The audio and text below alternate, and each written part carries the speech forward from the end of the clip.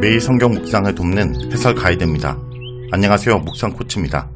함께 읽고 나눌 말씀은 히브리서 10장 26절에서 39절까지 말씀입니다. 오늘 말씀은 믿음의 길에 들어선 후에도 고의적으로 계속해서 죄를 짓거나 배교를 한다면 하나님의 엄중한 형벌과 심판을 피할 수 없을 거라고 경고합니다. 이어서 믿음으로 쌓아온 이전 날들과 곧 오실 예수님을 생각하며 인내하고 전진하라고 격려합니다. 26절에서 27절은 의도적인 범죄는 속죄를 받을 수 없다 라고 말합니다. 긍정적인 측면에서 주어졌던 겉면은 갑자기 엄격한 경고의 말씀으로 이어집니다. 이것은 히브리서 6장 4절에서 6절에 배교에 대한 경고와 유사합니다. 이러한 형식의 경고는 이미 2장 1절에서 4절에 처음으로 주어졌습니다. 진리를 아는 지식을 받은 후 라는 표현에서 본문은 이미 복음을 받아들인 그의 독자들 중에서 어떤 이유로 인해 복음의 진리를 배신했거나 그럴 가능성이 있다는 것을 짐작한 것 같습니다. 그러나 모든 종류의 죄를 다 말하는 것은 아닙니다. 짐직 죄를 범한 즉이라는 표현은 의도적으로 반복적인 죄를 가리킵니다. 그리스도인들이 진리를 깨닫고도 부지중에 혹은 연약함으로 죄를 범할 수 있습니다. 이런 경우 자기 죄를 깨달은 후 반드시 해결하는 것이 정상입니다. 그러나 의도적이고 반복적인 범죄는 마음의 완악함의 표현이며 진리의 말씀을 스스로 쓸모없는 것으로 간주하고 버린 것입니다. 이런 자들을 위한 속죄제가 없습니다. 율법을 알고도 의도적으로 범죄한 자들을 위해서는 속죄제를 드리지 못하게 한 민수기 말씀을 배경으로 하고 있습니다. 속죄하는 제사가 없고 라는 표현은 정확하게 말하면 더 이상 속죄제가 남아있지 않고 라는 뜻입니다. 이것은 그리스도인들이 이미 한번 그리스도의 희생 제사를 통해 속죄함을 받았다는 사실을 전제하는 것으로 보입니다. 그리스도인들은 복음의 진리를 깨닫고 회심한 후에도 계속적으로 죄를 짓는 것이 얼마나 무섭고 위험한 일인지 분명하게 기억해야 합니다. 28절에서 29절은 더 큰 은혜는 더 책임을 수반한다 라는 내용입니다. 유대인들이라면 모세의 율법을 범하는 것이 얼마나 중대한 결과를 초래하게 될 것인지 잘 알고 있을 것입니다. 그러나 그리스도의 복음을 등한시하고 무시하는 것이 얼마나 큰 죄인지 잘 인식하지 못하는 경우가 많습니다. 본문은 모세의 율법을 폐한 자들에게 임한 긍휼없는 심판을 상기시키면서 그리스도의 복음을 배신하면 그보다 더 엄중한 심판을 받게 될 것이라 말합니다. 본문은 새 언약의 백성인 그리스도인들이 율법 아래 있었던 구약의 백성들보다 얼마나 더 큰 은혜 아래 있는지 삼위일체적인 관점에서 설명합니다. 하나님께서는 그의 아들을 대속제물로 내어주셨고 아들은 십자가 죽음을 통해서 새 언약의 피를 흘렸습니다. 성령께서는 구원의 복음이 효과적으로 역사하도록 성도들 가운데 은혜로 역사하십니다. 이처럼 구원이 삼위 하나님의 협동사역을 성취된 것이듯이 그 구원의 복음을 배척하는 것은 삼위 하나님을 배척하는 것이 됩니다. 30절에서 31절은 하나님은 심판하는 분이다 라는 내용입니다. 하나님은 은혜와 사랑의 하나님이시지만 동시에 심판의 하나님이 되신다는 것을 기억해야 합니다. 현대 그리스도인들은 종종 하나님의 사랑과 은혜를 극단적으로 강조하면서 하나님의 심판을 등한시하는 경우가 있습니다. 그러나 은혜와 사랑이 큰 만큼 하나님의 심판도 더 엄중하다는 것을 기억해야 합니다. 그리스도인들은 특히 주께서 그의 백성을 심판하리라 라고 한 말씀에 주목해야 합니다.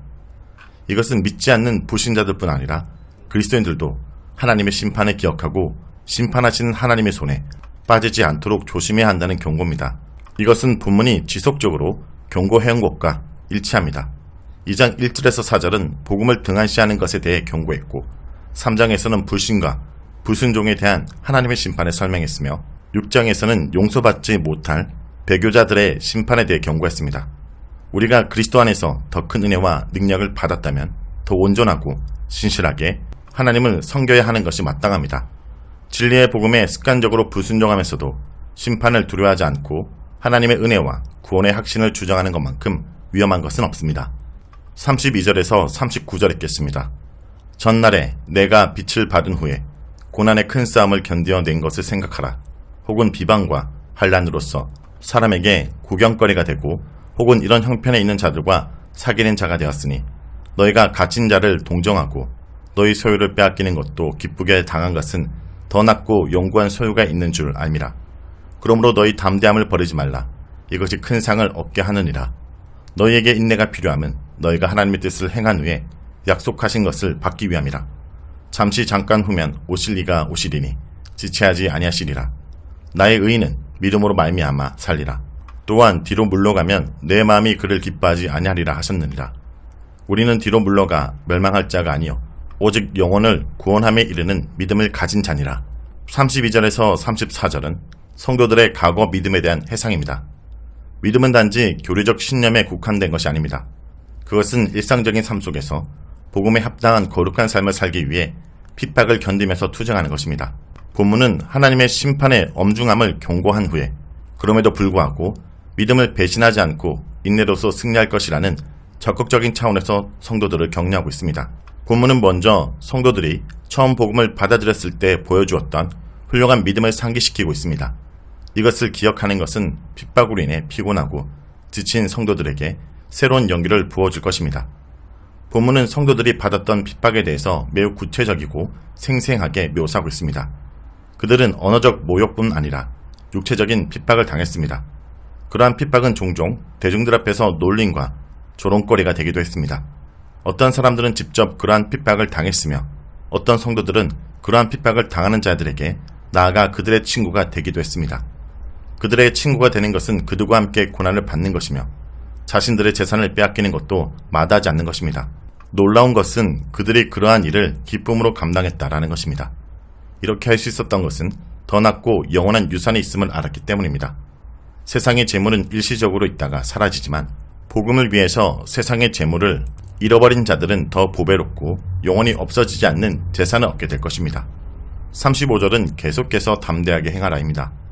본문은 과거에 대한 희상을 미래를 향한 겉면으로 연결시킵니다. 복음으로 인한 고난은 영원하고 큰 유산을 얻게 할 것이라는 사실을 기억한다면 핍박을 받거나 핍박을 당하는 사람들과 함께하는 일에 더 담대해질 수 있을 것입니다. 본문은 담대함에 대해서 반복적으로 말해왔습니다. 믿음의 담대함은 고난과 유혹의 시기에 더욱 필요합니다. 그리스도인들이 담대하지 못한 것은 미래에 있을 영원한 산업에 초점을 두지 않고 다른 것에 마음을 두기 때문입니다. 핍박을 두려워하거나 세상의 재물에 마음을 빼앗긴다면 믿음의 담대함을 잃어버릴 것입니다. 그리스도인들은 담대함을 잃어버리지 않기 위해서 어떻게 할 것인지 생각해야 합니다. 때로는 그것이 과거를 해산하는 것이 될 수도 있고 때로는 성도들의 교제를 통한 검령과 격려가 될 수도 있습니다. 36절에서 39절은 인내로 약속을 받는 자가 되라고 말합니다. 그리스도인들은 세상에서 현재를 위해서 사는 것이 아니라 미래를 바라보고 사는 자들입니다. 하나님의 약속이 주어진 미래를 바라보는 자들은 인내해야 합니다. 인내와 믿음은 서로 밀접한 관계가 있습니다. 믿음은 인내하게 하고 인내는 믿음을 지킵니다. 인내의 결과는 하나님의 약속을 받게 되는 것입니다. 인내가 비록 힘들긴 하지만 그리 오래가지 않을 것입니다. 잠깐 후면 오시리라 라는 표현은 미래를 기다리는 종말론적 신앙을 표현한 것입니다. 믿음의 삶은 앞으로 전진하는 것입니다. 앞으로 나아간다는 것은 신앙의 성숙을 의미합니다. 우리가 하늘 성소에 향해 나아가면 나아갈수록 우리는 더욱더 하나님의 거룩함을 닮아가게 될 것입니다. 뒤로 물러서는 것은 파멸의 길에 빠지는 것입니다. 우리는 뒤로 물러나서 파멸에 빠지지 않고 영원한 구원에 이르기 위해 믿음으로 인내하면서 앞으로 나아가야 합니다. 자, 여기까지가 히브리서 10장 26절에서 39절까지 말씀입니다. 오늘 말씀을 통해 우리는 무엇을 묵상하고 적용해야 할까요? 믿음 때문에 얻게 되는 것이 훨씬 더 많다는 것을 기억해야 합니다. 히브리서를 읽는 성도들이 당시 주위의 비방과 조롱은 물론 경제적인 손실을까지 기쁘게 감수했었던 것은 하나님께서 주실 영원한 상급을 알았기 때문입니다. 성도 여러분, 혹시 믿음 때문에 손해를 보지 않는 것이 우리에게 더 큰 손해는 아닐까요? 더 좋고 영원한 하나님의 상을 주가십시오. 우리가 예수 그리스도를 믿음으로 잃은 것이 아니라 이보다 더 좋을 수 없는 예수님을 얻은 것입니다.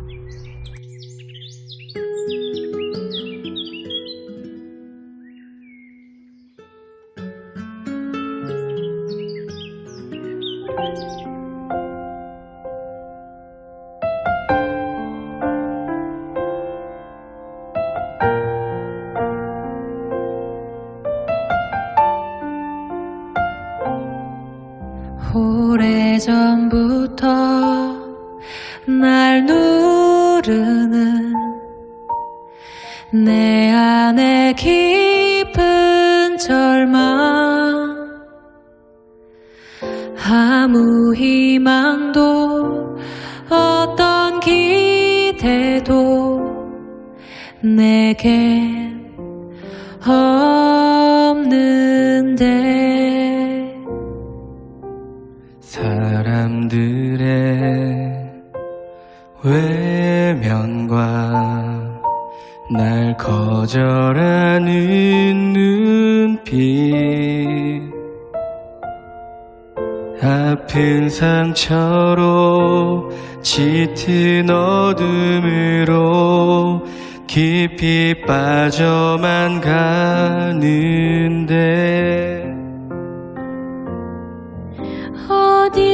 어디선가 내게 들리는 하나님 아들 주님 이야기, 그분이라면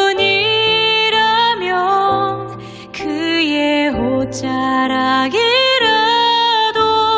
내 마지막 소망이니. 주님을 만났네.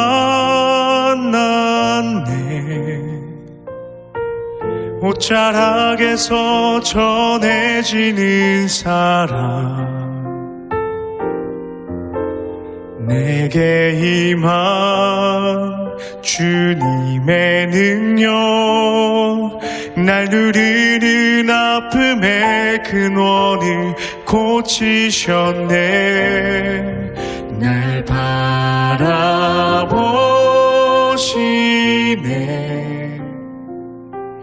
나의 연약함 주님은 아시네. 깊은 절망에서 날 자유케 하신 사랑, 나 찬양해.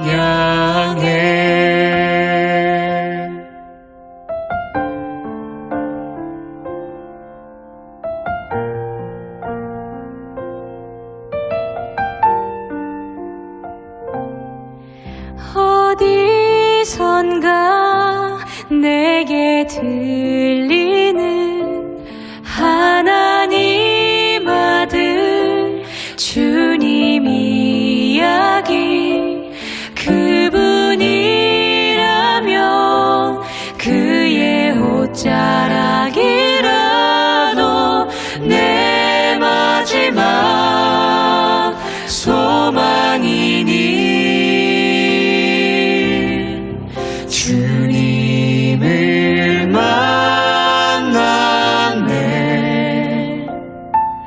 옷자락에서 전해지는 사랑, 내게 임한 주님의 능력, 날 누르는 아픔의 근원을 고치셨네. 날 바라보시네.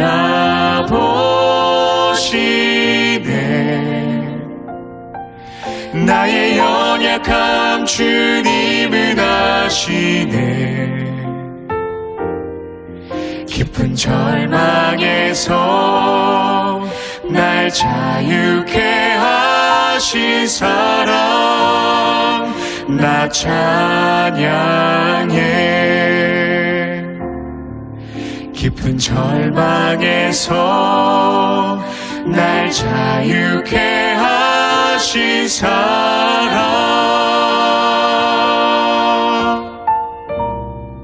나 찬양해.